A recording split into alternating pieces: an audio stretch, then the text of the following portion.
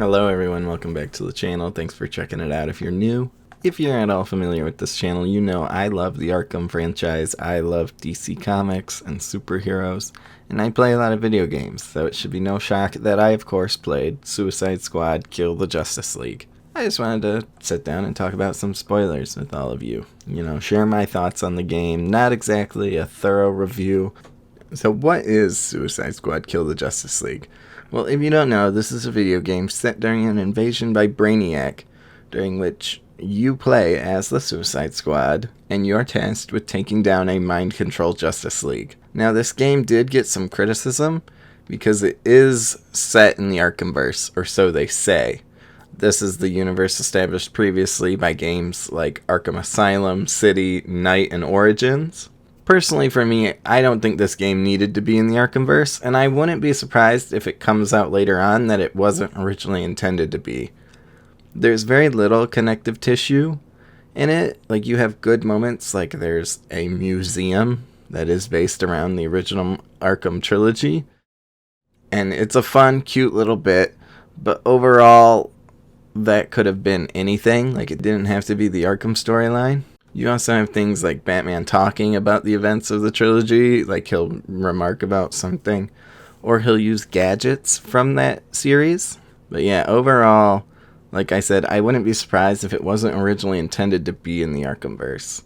The game also introduces the multiverse about halfway through, and I think they could very easily say later down the line that this actually isn't the Arkhamverse. This is Arkhamverse adjacent. But so now that you guys have kind of a concept of the game, let's go into the gameplay of it. I know the gameplay is where people were really hesitant.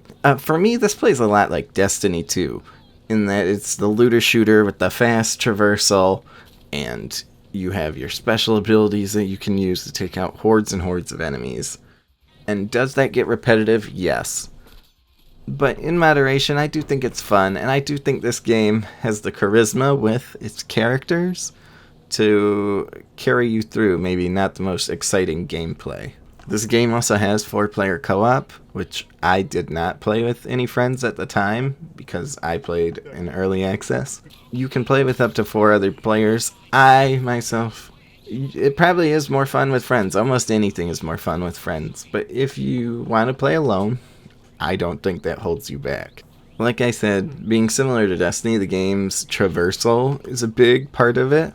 Each individual member of the squad has their own unique way to traverse the map and level design, and overall I think that traversal feels pretty good. Like, if we look at each of the squad members, for this game we have Harley Quinn, Deadshot, Boomerang, and King Shark. And each of these members do feel unique. I was really worried about it kind of getting hit with the Marvel's Avengers syndrome, where everyone just felt, every character just punched and did the same amount of damage, and nobody was really OP. But these characters do, while they all sadly do use guns, I was really hesitant with that too, because you do have characters like Harley Quinn and King Shark who are known for like their physical, Harley Quinn and her acrobatics, King Shark for his brute strength. You've got Deadshot, who's known for guns, and Captain Boomerang, who, spoiler alert, is known for using boomerangs. Is the gunplay ideal? No. But I do think they at least mixed it well enough with the characters. Like, for example, if we look at Harley Quinn, each character is able to use 3 different types of weapons. So Harley Quinn is able to use pistols, SMGs, and miniguns. So she's someone who, you get in, you get out, you get right up on them with the SMG, you're right on them with the pistols, and then you grapple away, because her traversal mechanic is she's using Batman's bat grapple. She uses the combination of the grappling gun and a bat drone to essentially swing around the city like Spider-Man. Obviously not as fluid as like the Insomniac game, but her traversal can be fun. And it also creates a unique moment with her and Batman, as later on in the story, Batman remarks about her stealing his tech. Another member returning from past Arkham games is Deadshot. Well, kinda returning. Deadshot uses pistols, assault rifles, and snipers, and a jetpack from Gizmo, who you might recognize the name from Teen Titans, the animated series. This is a new version of Deadshot, and he uses this jetpack to fly around and get vantage points and good shots on people. He's good for aerial combat. And so with this, you might be asking, where did this Deadshot come from? And we don't get it. It doesn't get explained too much. I wish they would explain it a bit more. Like, they really just have a few lines where the new Deadshot remarks that the old Deadshot was actually a copycat. But other than that, he does, and that, he needs to go get his revenge. But other than that, they don't really go into it. Then you have Boomerang. Boomerang uses shotgun, SMGs, and snipers. His traversal is probably my favorite. Boomerang is probably my personal favorite to play as. Not necessarily the character, but gameplay-wise, his shotguns feel really good, especially when you get in the higher tiers. Later in the game, or if you've bought the digital edition, they introduce integrated weapons. These are weapons imbued with the powers or certain abilities related to famous DC villains. For example, if you bought the digital deluxe edition, that version of the game came with a pistol, a sniper, and a minigun. So weapons for Harley, Deadshot, and King Shark that were imbued with Black Mask abilities. And what Black Mask weapons do are, after you attack 3 enemies within 12 seconds, they set that enemy and all surrounding enemies on fire, which is incredibly overpowered because if you're not hitting at least 3 enemies in 12 seconds, you're not really, I don't want to say you're playing the game wrong, but so these abilities combined with Boomerang's Speed Force gauntlet that he wears makes him really fun. You kind of run and gun, you throw the Speed Force boomerang to teleport behind enemies, and then you start blasting with the shotgun, and then you zip away before they realize what's happened. Finally, out of the squad, there's King Shark. He's the muscle of the group. Everyone has compared him to Drax from Guardians of the Galaxy, and I can't pretend like that comparison's not valid. So King Shark uses miniguns, shotguns, and assault rifles. He's your tank of the group. He's big, he's strong. His traversal is shark magic. He jumps and he moves through the air almost like he's swimming.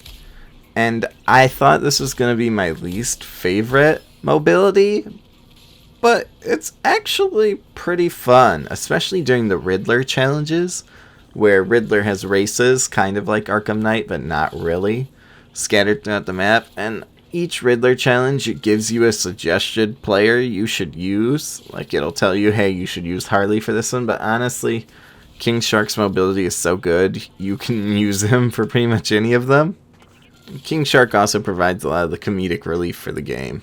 Okay, so I've yapped your year off about the squad and the gameplay mechanics and the universe and all that for quite some time now. But what about the story? So for me, the story, if you're not familiar with it, it's set in Metropolis during a Brainiac invasion, in which the Justice League have all been captured and mind-controlled by Brainiac. And therefore, who's sent in to save the day but the Suicide Squad? I found this story way more interesting and funnier than I was expecting. The squad is both lovable and annoying, which they should be. They're villains. They can be fun and they can be enjoyable. But then Captain Boomerang says or does something out of pocket, and you're like, oh yeah, I shouldn't like this guy. And overall, I feel like the first 2 acts of the game are really strong. I like them a lot. And then I feel like the game falls apart in that 3rd act. So going through this story, we're going to kind of look at the Justice League and the squad, and just because it pretty much flows naturally through the whole league as you progress through the game. So at the beginning, we open with the Brainiac invasion, and I wish we had gotten more of the League before they had been mind-controlled. Like, in this opening mission, we see Flash zipping around trying to help the squad/save people from the other mind-controlled members of the League, and I wish we could have seen maybe the whole League go in and then get, taken out one by one like Flash was. And also throughout the game, I feel like they flirt with the idea of the League being able to break free of the mind control, but they never do it. Which, honestly, is probably the right choice. Because you do, in fact, kill the Justice League. In Suicide Squad, Kill the Justice League. If they had introduced a way to break the mind control, then it would have made you look like more of an asshole. It's too late to save Green Lantern and Flash. We killed them at the beginning of the game. And then, thank goodness we were able to save Batman and Superman. That being said, some piece of their personality does poke through the mind control, and I do really like this. Like, the first member of the League you face is the Flash, and he's the only hero we see pre-corruption. And honestly, it's really sad, because you see him, he tries to save Harley and the squad, and ultimately that's what gets him caught by the other Leaguers. You know, he could have easily ran away and left, but instead he stayed to save Harley from Batman and got himself caught. And then once he is mind controlled, the Flash is very funny, but also scary. Like, he makes remarks of, you know, oh, I just wanted to take your hand and run so fast the skin would peel off your body, you know, things like that. And it really does make you question, what could the fastest man alive do to you if he was evil? His boss fight itself is okay. Like, it's not terrible, but I don't think it's the best boss fight in the game. I did this fight as Boomerang, as with certain missions, you will get an XP bonus if you play as that character for that mission. So, of course, with the Justice League members, they kind of have XP bonuses for their related rogues gallery. So, of course, you play as Boomerang during the Flash fight, during which you use anti-Speed Force tech designed by Toyman and Lex Luthor. And essentially what you do is you counterattack Barry when he stops, and then you start blasting him away with your weapons. And this fight can get a bit, like, there is a lot going on, because Barry's throwing lightning, and he's creating Speed Force tornadoes, and he's running around creating, you know, Speed Force duplicates of himself.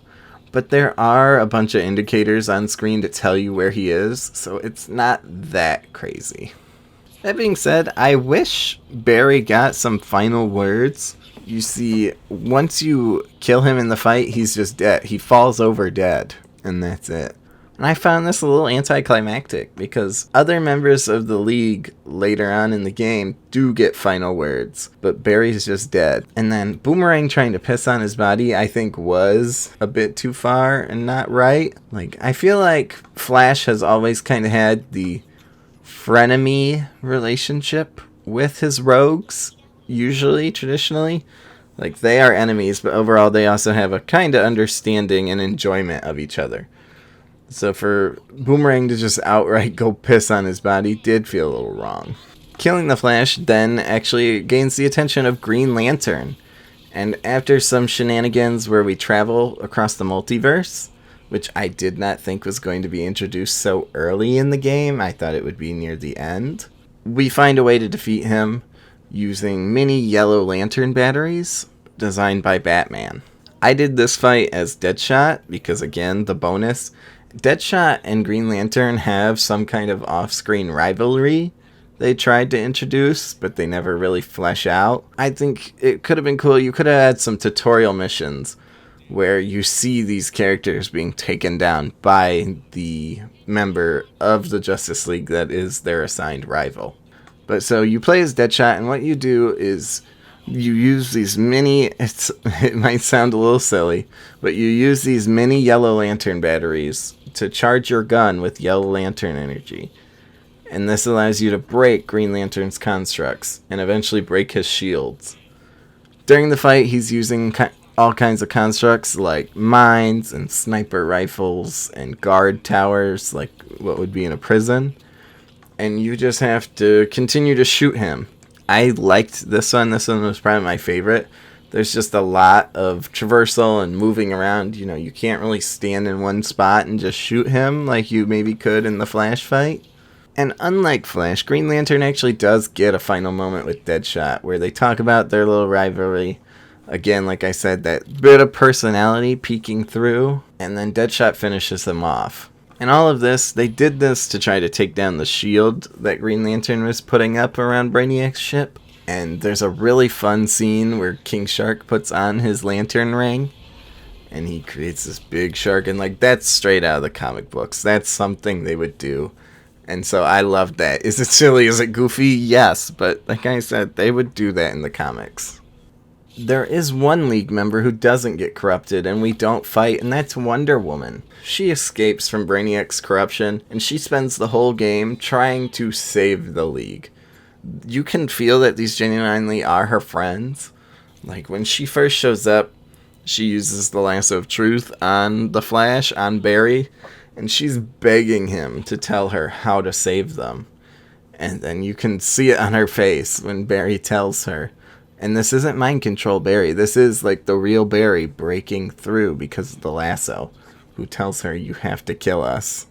But she refuses throughout the entire game until she has tried every possible option. And when she does finally try to kill Superman when he arrives, she ends up giving her life to take him out. And we learn that he's actually no longer vulnerable to green kryptonite like he used to be. So in order to figure out how to take down Superman, the League goes off to find Batman. And Batman, I know, is a whole mixed bag of emotions in this game. People feel very mixed or very negative about this depiction. I don't think it's as bad as people seem. Yes, I can see where you would be disappointed that, after giving him such a definitive conclusion in Arkham Knight, you bring him back to do this. But that happens. So Batman, I think, has a really cool overall presence in the game. Like the Batman experience at the beginning, this is in the museum where you're reliving the Arkham trilogy. Each room is based off of Asylum City and Night. And during this fight, he shuts down the lights and he takes you down like he would goons in the Arkham trilogy. It actually is really scary. I'll put some of my own gameplay here where I was recording my face. Oh! No. Don't need it. I don't wanna be here. Oh, fuck me. And you can see he scares the shit out of me. Then, to make things even better, Batman, played by Kevin Conroy, taunts you throughout the whole game via comms, like the villains in his own games would. And I think Kevin Conroy is eating it up as evil Batman. So if you don't know, Kevin Conroy has voiced Batman for the last 30 years. He has voiced Batman in various projects from animated movies, the TV shows, to the Arkham trilogy and other video games. Kevin was my Batman as well as the definitive Batman for many other people. I grew up with Kevin Conroy and I loved his voice. Unfortunately, he did pass back in November of 2022 from cancer. And this, for a long time, was believed to be his final performance as the Batman. Of course, because of the content of this game, many people began to complain that this felt wrong to be his final performance. This was disrespectful, and I don't share these feelings, because ultimately, if Kevin Conroy didn't want to do this, he wouldn't have. I've been doing the character now for 20 years. The audience knows him as well as I do. They would know in a second if I did something inauthentic, and they'd call me on it. But he did sign on, and he did choose to do this, and he gives it his all. Like I said, Batman taunting you the whole game, the things he says during his boss fight are all really good. And Kevin Conroy has even shared in the past, after appearing on the Arrowverse, that he thinks playing evil Batman is fun. So I am sure he enjoyed his time. In fact, this game actually has a really great post-credits scene, which is actually a tribute to Kevin Conroy. Metropolis, this is Lois Lane. From all reports, it seems that Batman is gone. As Batman and as Bruce Wayne, everyone knew him. Everyone knew his voice. Always prepared, he left a communication with the Daily Planet in the event of, well, it reads, "When I put on the cowl, I became a symbol. But I never stopped being Bruce Wayne, citizen of Gotham. Remember that we are all handed adversity in our lives. No one's journey is easy. It's how we handle that, how we help others, that makes us unique. That's what the Batman will always stand for. Metropolis, we'll get through this. And Batman, goodbye. You will be missed, but never forgotten."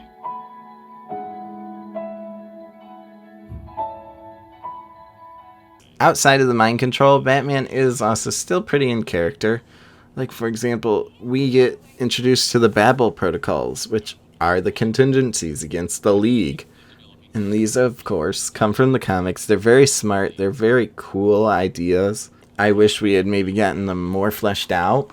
But all of this leads us into the boss fight with the Batman, which I'm sure you can imagine everybody was very excited and on edge and hyped about. So his boss fight starts in the Batcave, where the team is looking for him, and he ultimately floods the cave with fear toxin. And so during this time, each of the League members have to move about the cave. You cannot run. During this sequence, Harley has the idea to mix up her own concoction of fear toxin that will counteract Batman's. However, during this segment, you play as each member of the squad if you're playing by yourself, and you move about, and each member hears things or sees things they fear while also being stalked by Batman. There's a bunch of statues of Batman similar to the end of Arkham Knight, and they will occasionally break out and the real Batman will attack, and you'll just have to be quick with your trigger finger. I think this first part of the fight is really cool, and it actually ends with a fake-out death, similar to the one in Arkham Asylum. It was a nice callback. But then we move on to a bit of a disappointment. We see this big nightmare Batman, who's, again, known for his hand-to-hand combat. He's just a big, giant, flaming bat demon that you shoot while dodging his laser eyes and his swarms of bats that he throws at you. It especially doesn't help that I did this fight as Harley, and at least at the time, I didn't have the greatest gear for Harley, so this fight felt like it took forever. So she can't do the damage numbers that the other squad members could at that time. And then after you beat him, there is a really cute gag where you end up where Harley tries to carry him like he has carried her so many times in the Arkham trilogy. And ultimately the squad uses Batman as bait for Superman. Batman here has a final moment with Harley, which I know, again, a lot of people are mixed on. But I do kind of like Harley's monologue here, where she talks about the last how many years she and the other criminals have been tormented by Batman for so long, and he stalked them and beaten them and traumatized them. And so now she's finally gotten the upper hand. And so she closes it out with one last joke. Killing Batman, of course, gets the attention of Superman, and it goes straight into the Superman fight. You might be wondering, where has Superman been? And he's not really in the game. I assume this is probably because he's too OP. You know, you would just say that Superman would fly in and blow them all to bits with his heat vision, or snap all their necks, or crush them. He would be too powerful, and you'd have to write him out of the game. And so basically what the game says while he's off screen is that it's taking a long time to corrupt him, to submit him to the Brainiac mind control. So earlier in the game, we learned that green kryptonite doesn't work on this new Brainiac Superman anymore. And this is when he kills Wonder Woman.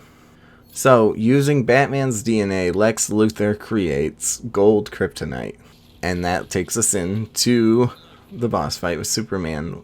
And honestly, I think this boss fight is a bit annoying and hard. I did this fight as King Shark.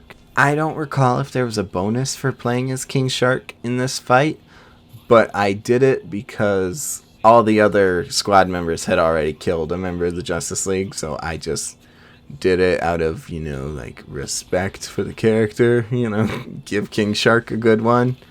And he was in the marketing shown as oh, he's the only one strong enough to take on Superman, even though he never physically fights him. It's just the shooting. This is the only time in the game that I died. The entire time was during this fight. And that's because there is just a lot going on. Superman freezes the area, and you can't stand on the ice or you take damage. And then he uses his heat vision, and it makes the ice explode, and you take damage. He can just set you on fire with his heat vision. He's throwing vehicles at you that just decimate your health. There is a lot going on. This is a hard fight, which I guess makes sense, because it's Superman. But ultimately, it's a little similar to Flash of you counter him to hit him with the gold kryptonite, and this weakens him, and then you can unload on him. One more thing I wanted to mention here, she's not a member of the Justice League, obviously, but Lois Lane pops up throughout the game. She is similar to J. Jonah Jameson or Danica in the Insomniac Spider-Man games, in which she pops up to report on what you've just done, or, updates on missions or new enemy types. And so after each member of the League is killed, she does give a nice eulogy for each of them. And I thought this was a nice little bit in the game to at least acknowledge the Squad's death in a kind of sad way, because the Squad does not. And her one about Superman is really sad, because obviously that's her boyfriend and or husband, depending on the iteration. But I do think Lois's eulogies give at least some kind of closure / ending to, like, the Flash or Green Lantern or Superman. Batman's the only one who gets, like, the big final moment. The rest of them, they just die. So it is nice to get some kind of eulogy from Lois Lane. And so now, with the Justice League dead, there's only one enemy left, and that's Brainiac.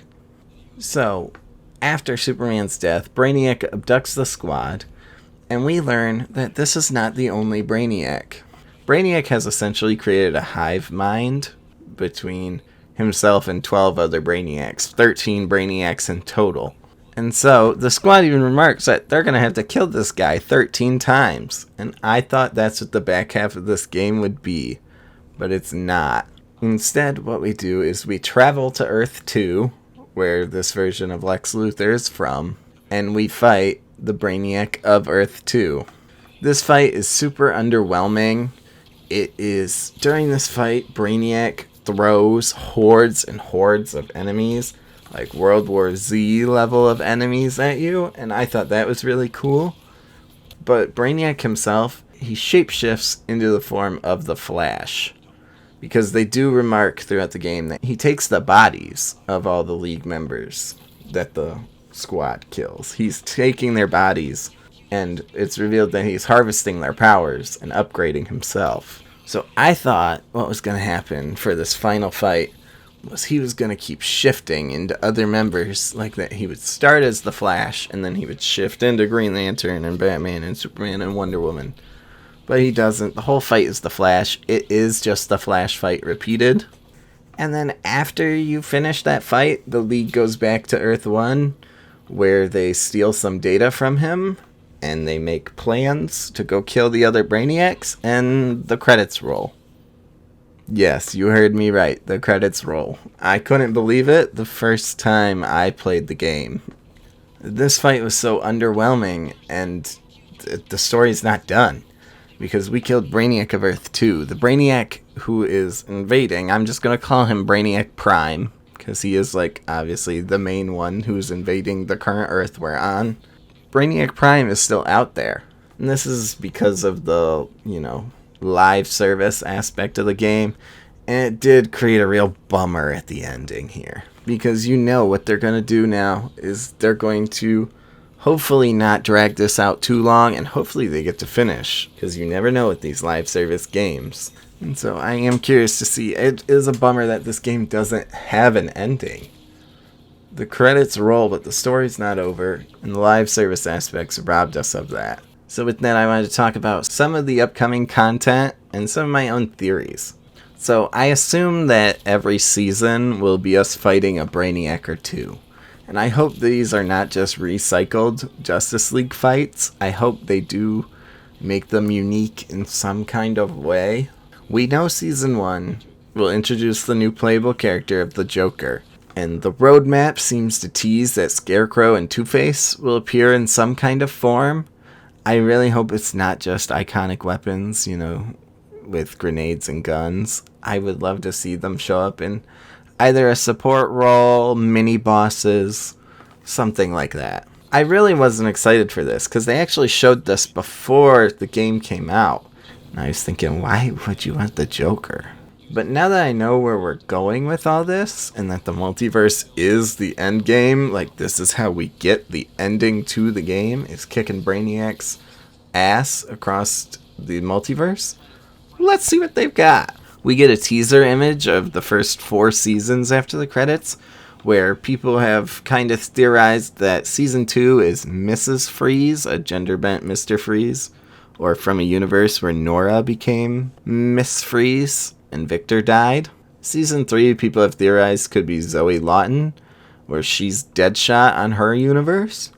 Season 4 is clearly Deathstroke, you can see, and so I'm excited for that one, especially because in this game it's also hinted at that Deadshot and Deathstroke have a bit of a rivalry, so it would be cool to see a Deathstroke from another universe drop in and how Deadshot would react to him joining the squad. Another little crazy idea I have is you introduced the old Deadshot, new Deadshot dilemma that people have been harping on. Maybe somehow find a way to have old Deadshot come back for a side mission or a mini boss fight. And then ultimately I did want to make some predictions of how do I think all of this will end. There's a few ways this game could end. The game hints that the League could be brought back to life via Brainiac, because nobody stays dead in comics. Members of the squad like Deadshot and Boomerang throw around the idea that what if Brainiac could bring the League members back, because he is taking their bodies. Yes, we see at the end it's to harvest their powers, but what if he could also regenerate their bodies? Because we do see Superman come back from after he's stabbed with the kryptonite by Wonder Woman. He's flawless and untouched when he arrives to fight the League. So there obviously is some healing factor or regeneration that Brainiac can do with his followers. I could also see them ending it with resetting the universe.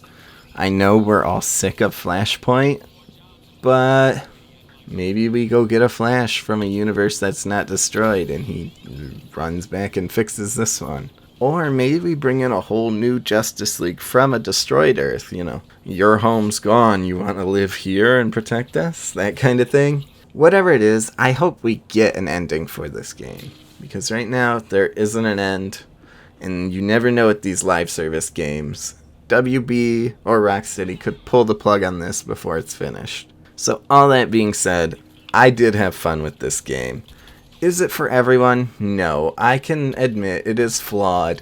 It's not a perfect game. It's not Game of the Year. But I had a good time. I would say give it a try. If you're even questioning it, give it a try when it goes on sale. Or we all know it will end up on Game Pass or PS Plus at some point in the future. And get some friends. I'm sure, like I said, I enjoyed this game by myself, but I can't imagine how fun and silly it would be with friends. Thank you all for hearing my thoughts and ramblings about this game. As a big fan of the Arkhamverse / big nerd in general, I did want to share my thoughts after playing through the entire game. Let me know in the comments below if you want to hear my thoughts whenever the DLC finally comes out. We get Joker next month. I will, of course, be playing it, so maybe I'll talk about it here on the channel. Let me know if you've played Suicide Squad, Kill the Justice League, and what you think in the comments below. If you liked what you saw here and want to see more, don't forget to like, subscribe, and hit the bell so you know when that next one's coming. Thank you for watching, and I'll see you in the next one.